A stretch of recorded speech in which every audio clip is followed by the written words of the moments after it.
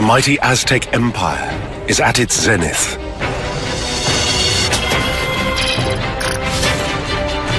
They came from the north. In less than 200 years, they ruthlessly conquer a wide swathe of Central America. The Aztecs have to be absolutely ruthless, and they have to use violence in ways which intimidate local societies. One by one, they knock out every nation that stands in their way. The Aztecs were great warriors who were very good at battle. An unflinching race, mobilized on a permanent war footing. It's not numbers with the Aztecs, it's skill, ferocity, aggression.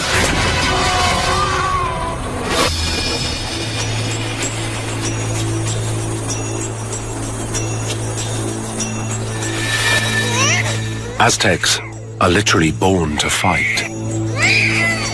From the time a male baby is born, he is personified as a warrior. He's given tiny weapons, little shield and bow and arrows.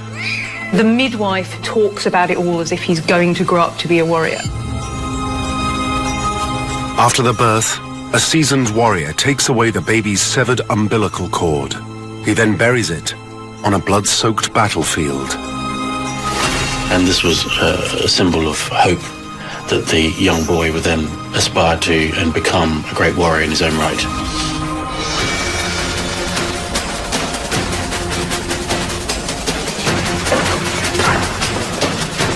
Military training starts early. From infancy, boys are enrolled at the House of the Youth. Aztec education was tough. Their whole point is to be better at this business than everybody else. That's it. That's all you do. Military training. From the beginning to the end. It's a complete military monastic life.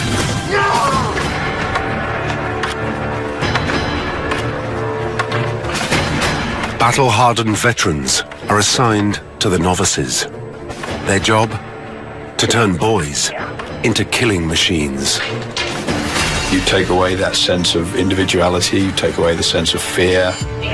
You would expect beatings or deprival of food. You spend a lot of time drilling these people into automata, so that when they get to battle, they're not thinking, is this the right thing to do? There's the enemy, I hit him. That's my job.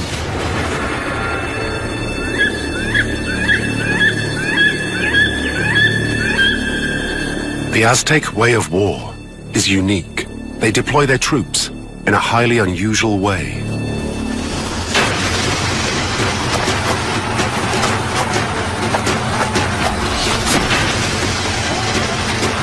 When the Aztecs went to war, they went to war to capture prisoners. The object is to hurt, maim, capture, but it's not to kill. They didn't kill in battle. The idea was to capture a prisoner. Being able to bring those captors back with you was a sign of great achievement.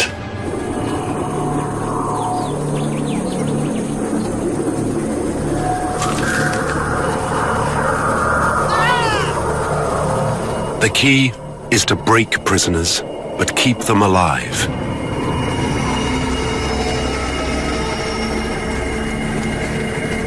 They are needed for a higher purpose. On the altar of the Great Pyramid, towering over the Aztec capital, Tenochtitlan,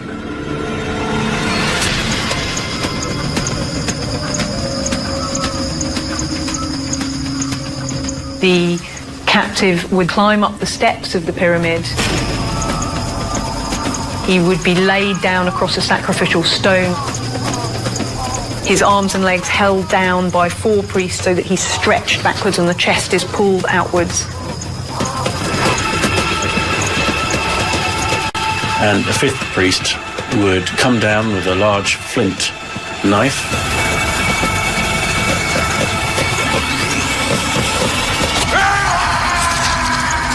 and cut open your abdomen, reach inside and literally pluck out your still pulsating heart.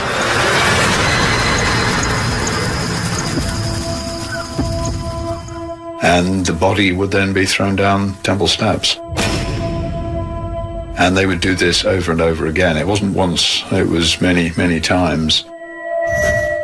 The ritual of human sacrifice terrifies other nations and intimidates them into submission. The scale of human sacrifice is truly astounding, and it's much debated, but some people think that up to 50,000 people were sacrificed every year.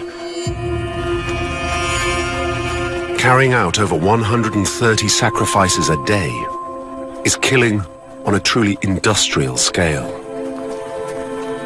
But the Aztecs believe this mass slaughter is necessary. Their gods demand it. The idea is that the gods let blood in order to create humanity, and therefore humanity must let blood to sustain the gods and to keep the sun moving through the sky.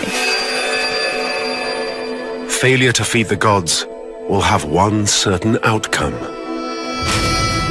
In the Aztec cosmology, if you don't continue regular and extensive human blood sacrifice, the sun won't come up, the crops won't grow, and we're all going to die.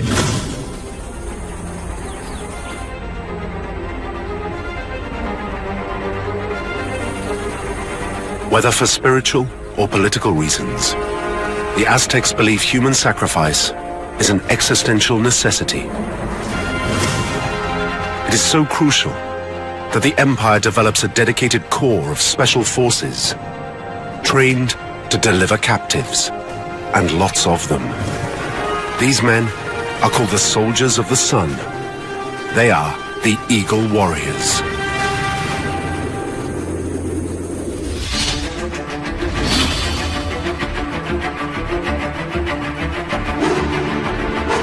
Eagle Warriors are the bravest and the best. Warrior masculinity is central to Aztec identity. Men promote themselves, they promote their identity, they promote their importance through being warriors. And as with today's special forces, entry into their ranks is highly selective. A social and a military structure develops that privileges people who take a lot of captives. This is how you earned your stripes, literally, and rose through the ranks of the military. The more captives that they were brought to the capital, the more successful they were considered.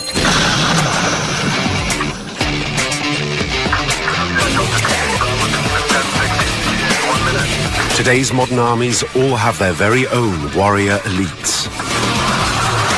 Units such as the Special Air Service, Navy SEALs, and Delta Force all train recruits not only to kill, but also to take the enemy alive.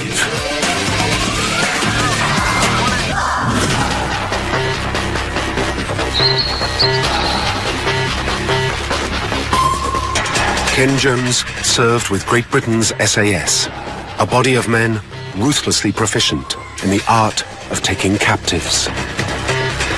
Snatchers are an essential task in a special forces unit.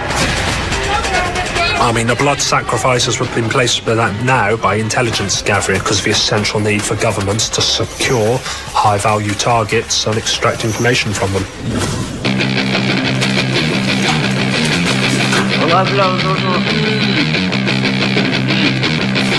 And as it was for the Eagle Warriors, today's snatchers need a high degree of skill and courage. To be involved in a snatch is just a short burst of intense aggression and fluidity. In the first few seconds, you know that the target or targets are going to react because you're trying to assert control of a situation. If it drags on, then it's a bad job.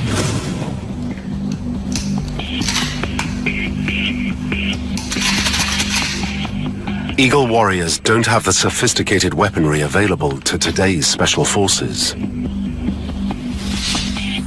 But they are kitted out with a range of arms designed to not only kill, but also incapacitate, stun, and immobilize.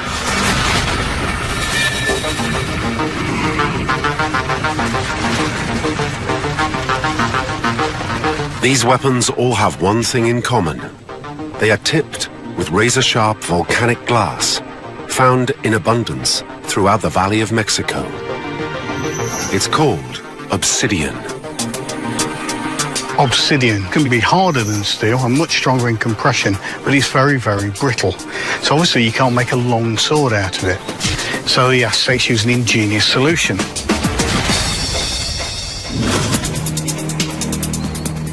This is the macahuitl, which is the Aztec equivalent of a sword. It's basically shaped hardwood with channels cut into the side into which these sharp obsidian blades are fitted. This gives a razor-sharp cutting edge to a heavy club-like weapon.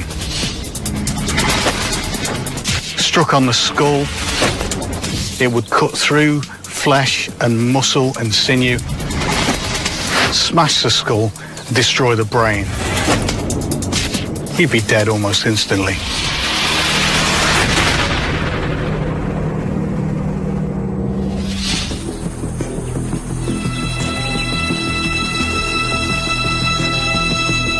But to deliver victims for sacrifice, eagle warriors need weapons that don't just kill. The Aztecs are looking fundamentally for captives. They want to be able to subdue their enemies, and so you can use it as a flat subdual weapon. You can beat somebody literally into submission by using the weight on joints, shoulders, knees, vulnerable points to render a man senseless. You've then got your captive to sacrifice.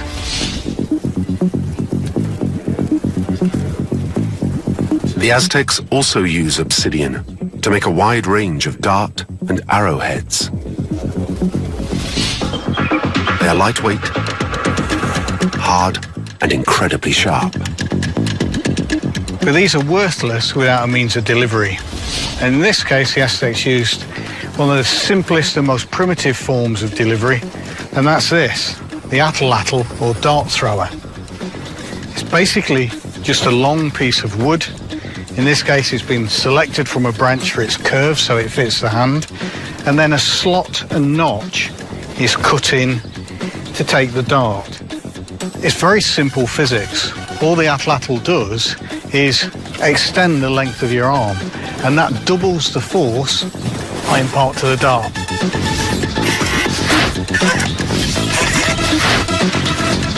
Armed with the atlatl, an eagle warrior can down an enemy from up to 100 meters away.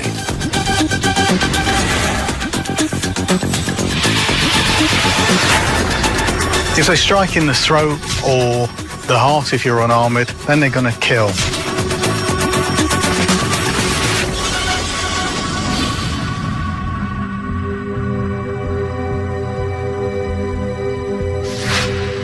But the atlatl is not primarily designed to kill, but to disable.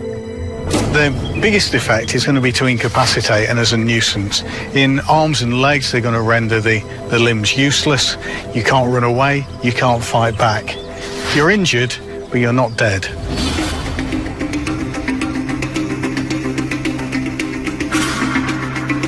Eagle warriors have one more use for obsidian.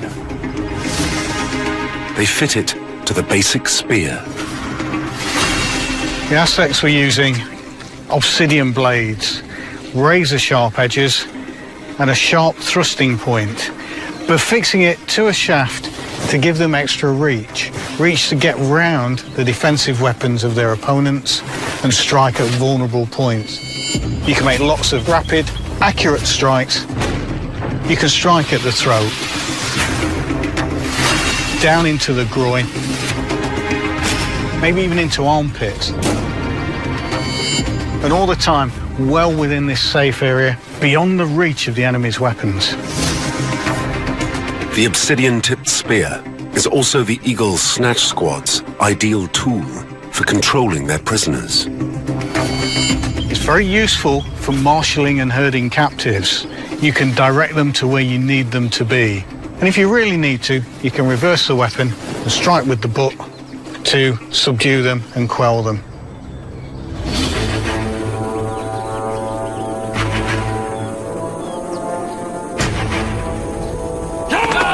Armed with their extensive range of weaponry, the Eagle warriors have come to dominate Central America.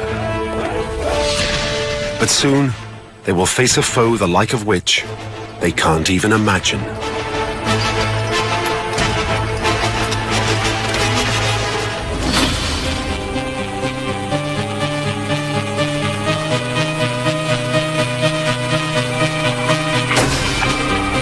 It all begins with a series of strange events in the Aztec capital, Tenochtitlan. Montezuma is now in the 17th year of his reign.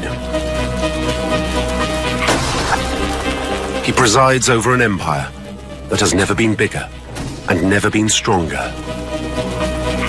But this all-powerful ruler is a deeply worried man. The Aztecs were a culture that believed in omens, and there were 12 omens indicating that some kind of terrible catastrophe was going to happen. Streaks of fire are seen shooting across the night sky.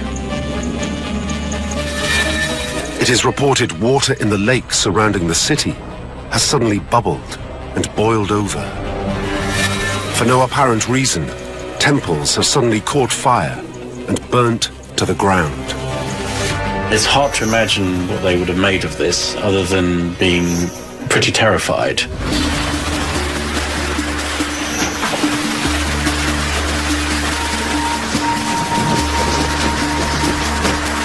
Then Montezuma receives disturbing reports from the very edge of his empire. A mysterious force of what are described as floating castles have been spotted approaching the east coast. Strange men come ashore.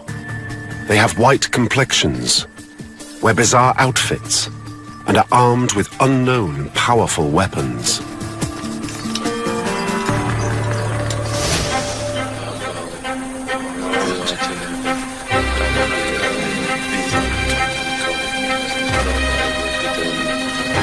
Hernan Cortés and his small band of conquistadors land on the mainland of America on Good Friday 1519. They want to claim this land for their god and the King of Spain. They also plan to get very rich.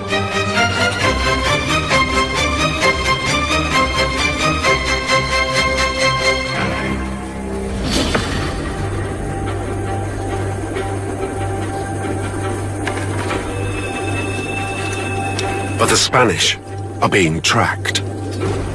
Eagle warriors watch their every move and dispatch urgent reports back to the capital. So Montezuma is really anxious to find out who they are, to find out what they've got, what they want, and how he's going to deal with them.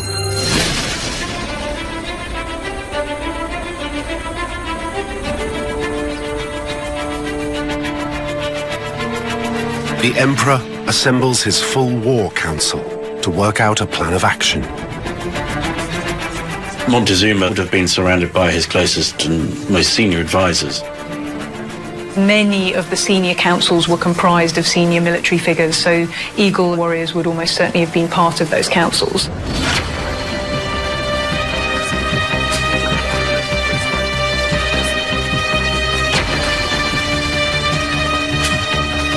The War Council tries to make some sense of the astonishing drawings that have been made of the intruders.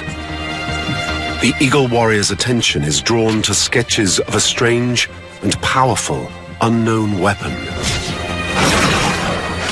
This kind of random killing thing, you can kill somebody a long way away and it makes a lot of noise and smoke, so there's sound, there's smoke, there's shock. And it isn't just unknown weapons the Aztecs are faced with. So we've got two animals they're not familiar with. They would have been completely flabbergasted by these giant creatures, these horses. These Spanish fighting dogs, these are terrible things. They had never seen horses. They had never seen dogs trained to kill. So there's a lot of shock. There's a lot of, technology, anxiety comes in here. What is all of this?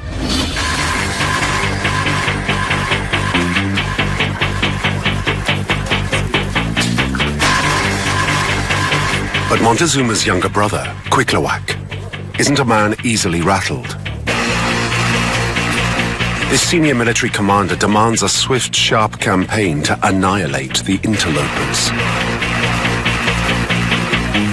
He argues they may have strange new weapons, but they're small in number and no match for the Eagle warriors.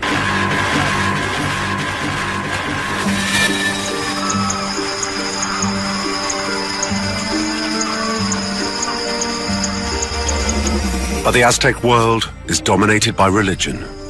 As the ultimate theological leader, Montezuma is determined to find a spiritual explanation for the arrival of this strange force. And it's the Spanish helmet his spies have acquired that catches his attention. Some reports suggest he sees a resemblance to the headdress of the god Huitzilopochtli. I think when Montezuma is processing this information, he's going to take a religious slant on this. You know, as far as he's concerned, this is a portent from heaven. Other accounts claim Montezuma sees connections with Quetzalcoatl, a white-faced god who vanished across the sea to the east. Prophecies state if Quetzalcoatl returns in Aztec Year 1 read, he will strike at kings. It is now Year 1 read, and it seems a white-faced leader has indeed appeared from the east. Is it the return of one of the gods? Is Cortez one of the ancient Mexican gods? What is going on here? Why are these strange people landing on my coast? Where is this going to end? Montezuma overrules Cuitlahuac and the warriors. He decides violence is the wrong strategy to keep this unknown force out of his capital.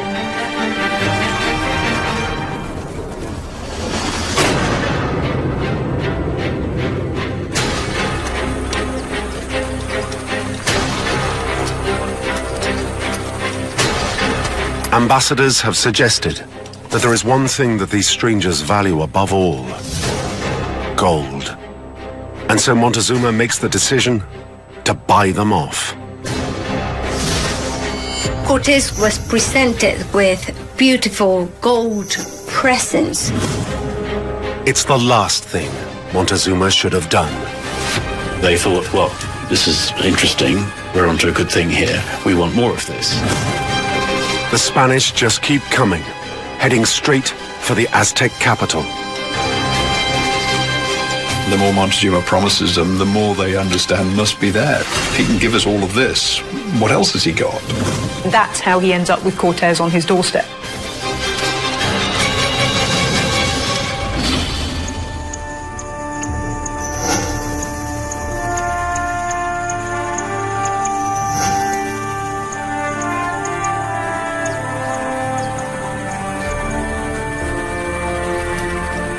After a 7-month, arduous march, Cortez and his band of conquistadors get their first sight of the Aztec capital, Tenochtitlan.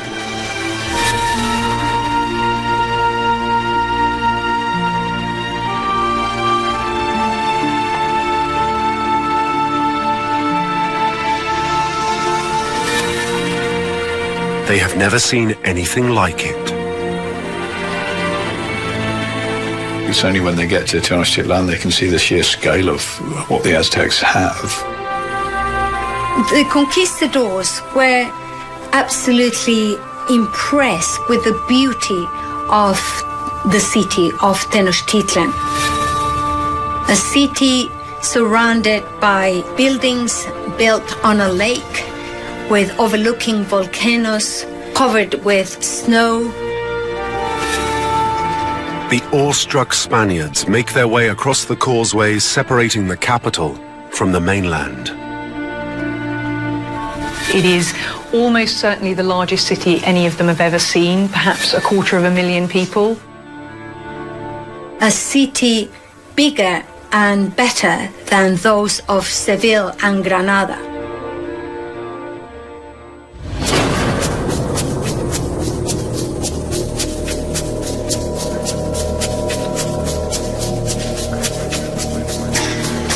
Finally, Cortez gets to meet the man whose powerful and wealthy empire he plans to seize.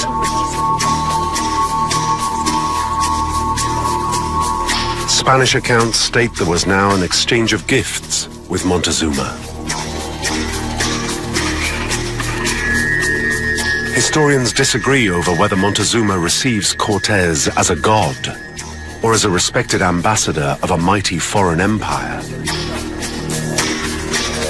However, there is no doubting that the emperor now rolls out the red carpet for the conquistadors. Moctezuma was giving the best he could offer to Cortes and to his soldiers. He offered the palace of Axayacatl.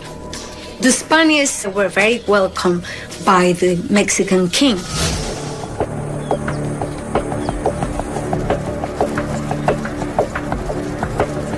But whether by accident or design, Montezuma has placed the Spaniards in a location where they can be kept an eye on. They will be lodged close to the headquarters of the Eagle Warriors. Where Cortes was staying, which was in a former ruler's palace, is very near to the Eagle precinct. In all likelihood, he would have been aware of the Eagle Warriors simply because they were some of the most prominent figures in society. The Eagle Warriors are now eye to eye with the Spanish and leave them in no doubt as to what their job is in the Aztec Empire. The Spaniards would have picked them out for soldiers, from their dress, from the way they carried themselves. This is their army. And this two rough street gangs eyeing each other up.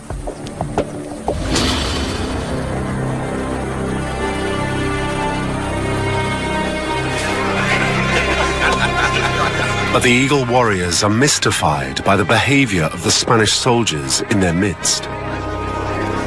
They appear more interested in grabbing gold than posing any real military threat. Furthermore, the Eagles have the conquistadors outnumbered and contained in their palace compound.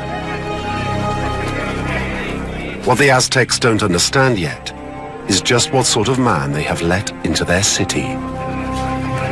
There's no doubt that Cortes was a very clever, strategic thinking soldier. He realized that they were in a very difficult situation, but he also realized that there were enormous riches and rewards to be had by staying put.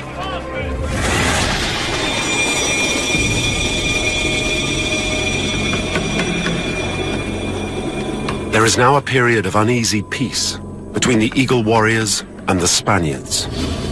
But it was never likely to last, and is shattered when Cortes receives an urgent dispatch from the coast. 7 of the conquistadors' comrades in arms have been attacked and killed, and they have died the Aztec way. The Spaniards were taken captive, bound, and forced up to the altar. Once there, their hearts were ripped out.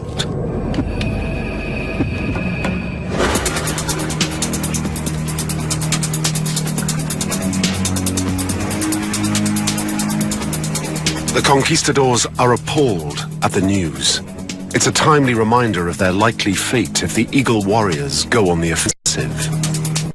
For now, the Spanish are hell-bent on revenge.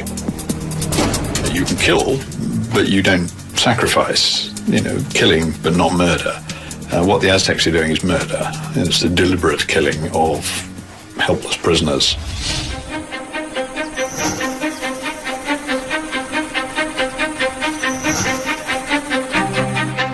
But the canny Cortes channels his men's anger in a clever way.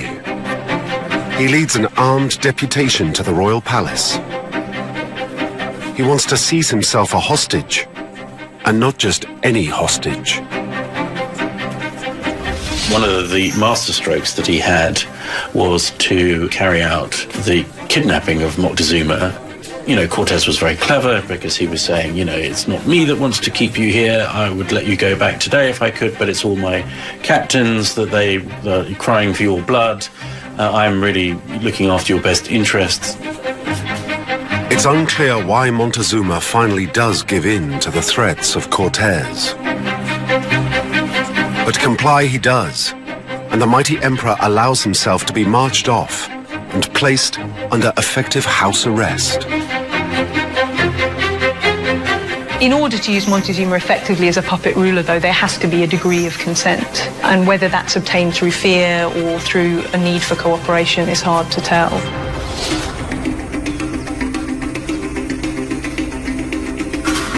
Whichever the case, the kidnapping of Montezuma opens up an unprecedented crisis for the intensely hierarchical Aztec Empire.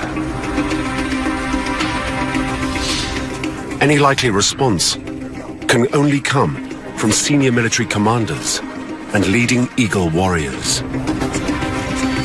It's possible, of course, that there was actually quite a lot of dissent amongst people like the warrior leaders. You can't imagine these great, brave, military figures standing round and allowing the Spanish to obviously dominate.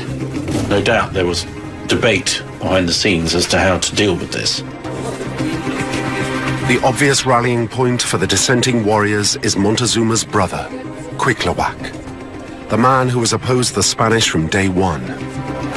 But in the Aztec Empire, there is no precedent for going against the wishes of an emperor. He was a commander of the army, he was the highest ranking individual in the state, he was a demigod, and so if he said he was happy to go along with it, which apparently he did, there wasn't very much anyone else could do.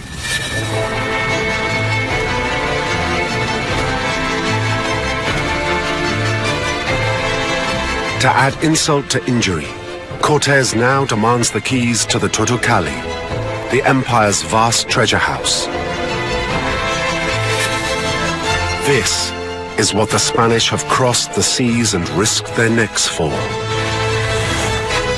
Jewelry, precious stones, and gold. Huge amounts of gold.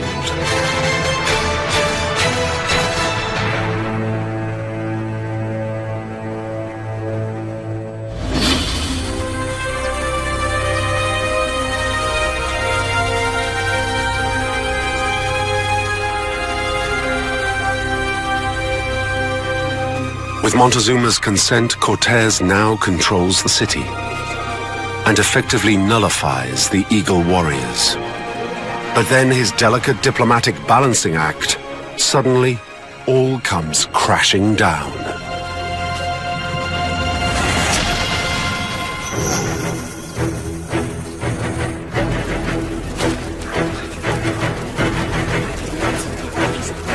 Cortés returns from a mission to the coast to find Tenochtitlan in open revolt.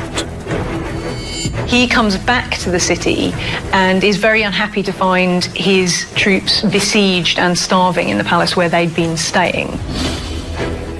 Cortés had left the city in a state of uneasy peace, but now returns to bloody mayhem. Alvarado, who he'd left in charge, is a rather blunt instrument, to put it mildly, and he obviously has instigated an outright battle where Cortés hadn't wanted one.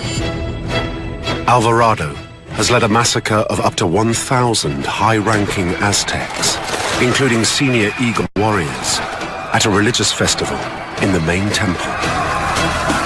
In the middle of this festival, he decided to attack and massacre the participants, which caused huge consternation and disquiet in the city, as you can imagine.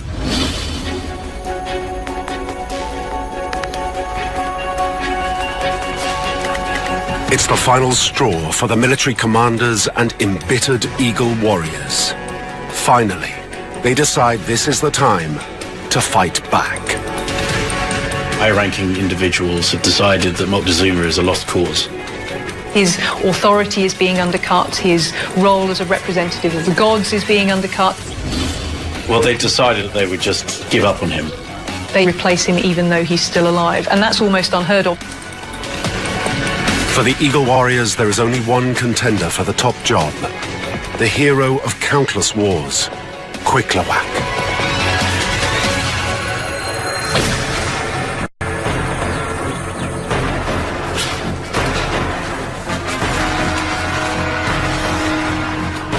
Cuitlahuac instantly presses Eagle warriors into service. And they have the Spanish just where they want them, holed up and surrounded in their palace, located in the center of the city. They're trapped in the palace. They're running out of all the things they need. I don't think we can have any doubt that the Spanish are absolutely in fear of their lives.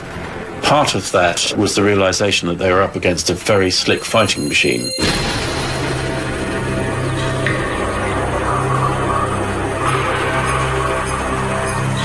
Hopelessly outnumbered, Cortés begs Montezuma to appeal to his subjects to let the Spanish leave the city. But the hapless emperor is jeered and pelted with rocks.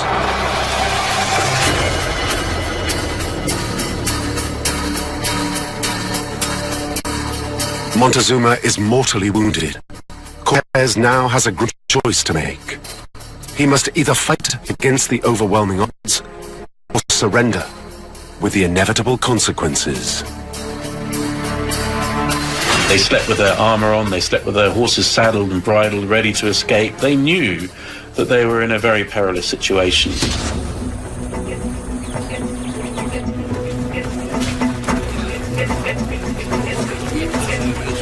Cuitlahuac now summons his top warriors to a secret briefing. He reveals his strategy for annihilating the invaders. They will starve the conquistadors out into the open, where they will have to stand and fight. If they choose to make a run for it, the warriors will be ready. Part of their strategy is to make the exit from the city as complicated and difficult as they can. The city is surrounded by a wide lake. The only way out is across one of the 5 causeways connecting Tenochtitlan with the mainland.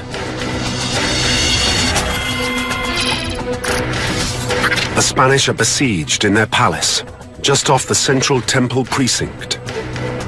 The most direct way out of the city is to head west for the Tacuba Causeway and use it to retreat to the mainland. But Cuitlahuac has a surefire way of cutting off the escape route and ensnaring them in the city. They remove a lot of the bridges that allowed people to cross over the causeways and the canals. They would have worked out that this was going to be a very dangerous place to get trapped in.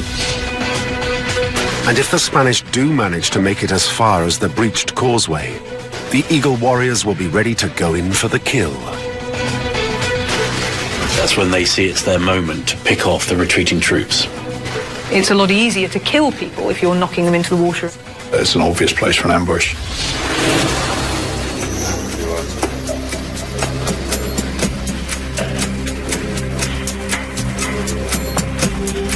The situation is becoming increasingly desperate in the Spanish compound. Cortés mounts the walls to scout a potential escape route out of the city. But what he sees shocks him. Cortés can see already the bridges have been destroyed or rendered useless. Even worse, by now the conquistadors are almost out of water, food, and gunpowder. Their options are stark. Break out and face a quick end at the hands of the Eagle warriors, or stay put and slowly starve to death. They decide that they're just going to have to break out.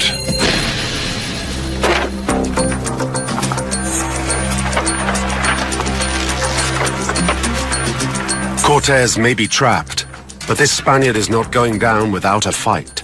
He orders his men to rip down the wooden beams from the roof of the palace. They lash the spars together. They hope this makeshift bridge will span the gaps in the causeway. The conquistadors are almost ready to break out, but first, they have one final all-important job. It tells us a lot about them that before they break out, they divide up the gold and every man has his share. And a lot of the soldiers loaded themselves up with this gold. I mean, why wouldn't they? It was too good an opportunity to miss.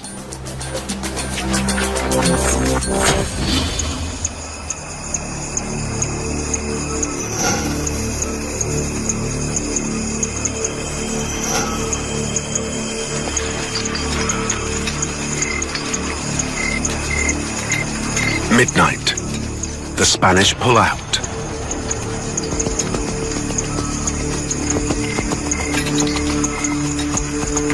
Unimpeded, they make their way stealthily through the city and head due west towards the Tacuba Causeway. They start to escape at night. This is a city with very regular, very straight streets. It wouldn't be terribly difficult to find your way to the causeway from the central precinct. It all seems to be going well for the Spanish. They reach the lakeside, and then...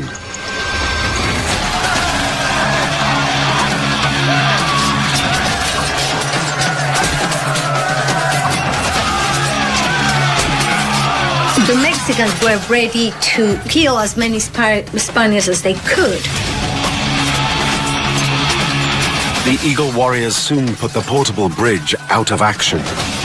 Now they have the Spanish trapped all along the causeway. They're, of course, at an incredible tactical disadvantage, being attacked from all sides while they're trying to escape across these narrow causeways.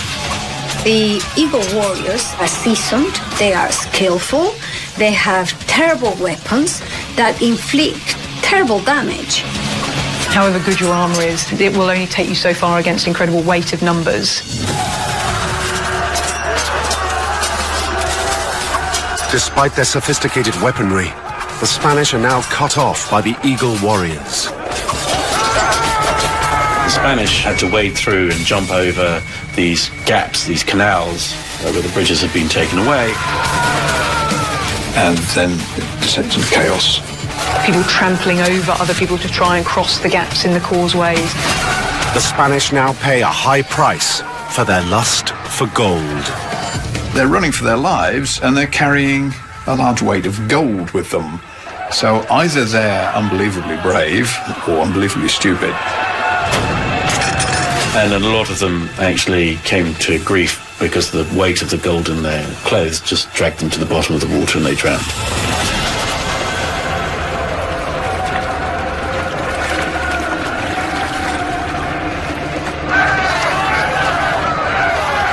Cortés and a few of his men escape, but many stragglers are rounded up, bound and bundled away by the Eagle Warriors. They know exactly what to do with their captives. Spaniards didn't surrender. They were stunned and captured and dragged away. The proud Eagle Warriors have suffered months of humiliation at the hands of the Spanish invaders. Now it is time for their revenge. The Spanish who have made it to the safety of the mainland can do nothing but look back at the city in horror. The sight of the sacrifices on the pyramids, the sound of their own companions being butchered up there.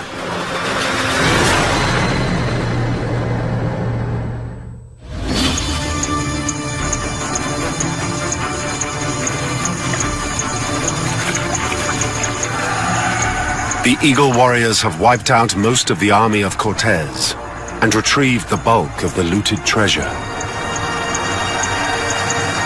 Legend has it that as he looks back over the killing ground, Cortés weeps.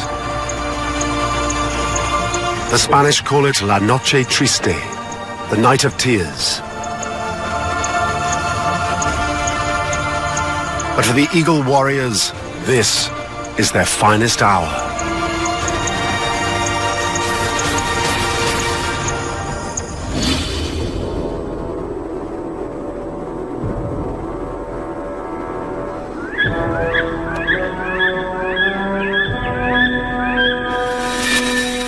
Within a year, Cortés raises a new army and once again marches on Tenochtitlan. After months of fierce street fighting, the Spanish finally take the shattered city. The Eagle Warriors are not defeated by cold Spanish steel, but by virulent European diseases. Thousands of Eagle Warriors and millions of Aztecs succumb to smallpox and are wiped out.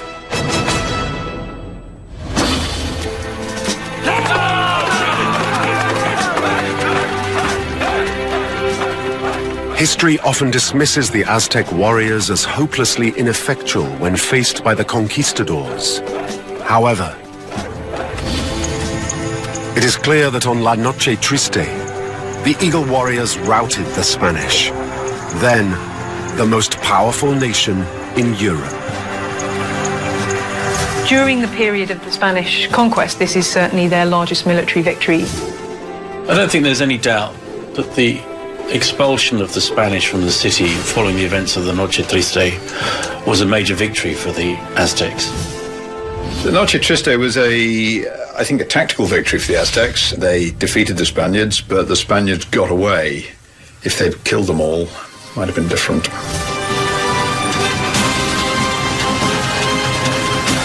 Today, the Mexican capital stands on the ruins of one of the most fabulous cities ever constructed, and on the bones of one of the most powerful fighting forces ever raised, the Aztec Eagle Warriors.